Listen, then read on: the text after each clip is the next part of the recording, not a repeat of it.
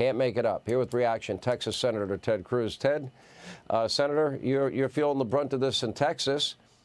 You see what she's doing. She's running. She's hiding. She's trying to run out the clock. And now she says no tax on tips. And meanwhile, she was the tie-breaking vote that empowered the IRS to go after service workers. She said the border was secure. She said that inflation was transitory. Now she's going to, on day one, fix inflation, fix the border, and solve all our problems? Well, look, Kamala is running a fundamentally dishonest campaign. You know, you referenced just there day one. Day one was 4 years ago.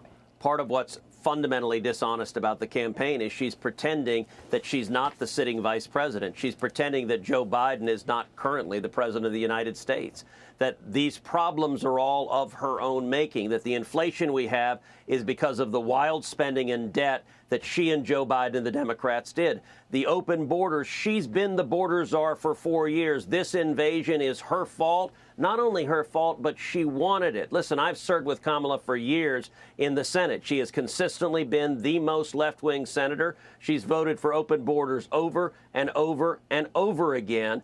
And now, this entire election, she's trying to pretend her record doesn't exist.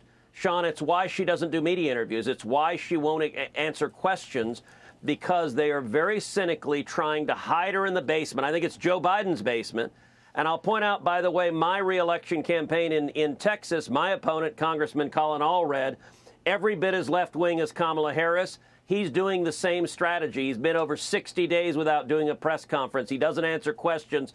I think Joe Biden and Kamala and Colin Allred are all in the same basement, and they're all there for the same reason, which is they cannot defend their left-wing open borders record. So far, they've gotten away with it. So far, your opponent has gotten away with it. And I was asking this question of Newt Gingrich, and he said, well, it's the Trump campaign's responsibility. But the clock is not on our side here. Early voting begins in Pennsylvania 3 weeks from tomorrow. We have mail-in ballots going out in North Carolina before then, and other states rolling out very quickly, including Wisconsin and Michigan, Senator. This is a serious crisis for our country. Now they want, last minute, the debate they requested with the rules they requested, with the rules they agreed to. Oh, we either demand a change or what? Now she doesn't want to debate either? My guess is she doesn't. My guess is, and if I'm Donald Trump, I don't think you can give in anymore. I don't think you should ever have agreed to a debate on ABC. The questions, in my mind, are going to be written by George Stephanopoulos.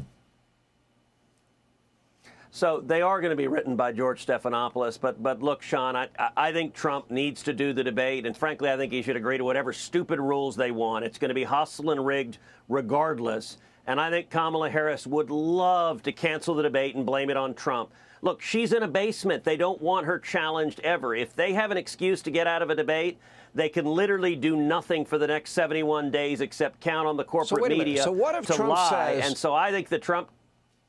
Well, what if he says, we already agreed to the rules. Either accept the debate that you agreed to or, walk away and hide. Don't you think she ends up looking bad on that? Yeah, but you know what? I think she'd be happy to walk away from that. My advice would be come up with whatever stupid rules you want. If you want her to wear a cheese head while she's debating, you want the mics hot or not, you want her to have an encyclopedia of talking points in front of her, I don't care. I want to stand up directly and contrast her record and mine, because on every front, Donald Trump's record, we had success in this country, we had peace, we had prosperity, we had record low unemployment, we had a secure border, we had peace globally, and on every level, Kamala's record is a train wreck. And so my advice to the Trump campaign is don't get... Kamala wants to pick this fight to have an excuse to get out of the debate. Don't let her out of the debate. We need her there, because without a debate, her campaign will never answer a single question between now and Election Day. And that's their only hope of winning, is focus on joy and hope he changes stuff and not her disastrous record. Trump is known for the art of the deal. How about this deal? I'll agree to your rule change. You agree to a second debate. And then put the ball back in her court. Look, I think he can try. It's the art of the deal. I think he can try, but she'll say no. She'll say no. She will not agree to a Fox debate. By the way, Trump is happy to go in front of whatever communists you put in front of him as the moderators. They're all hostile to him because he's got the truth in her hands. She's trying to lie and cover up her record. Colin Allred, my opponent's doing the exact same thing.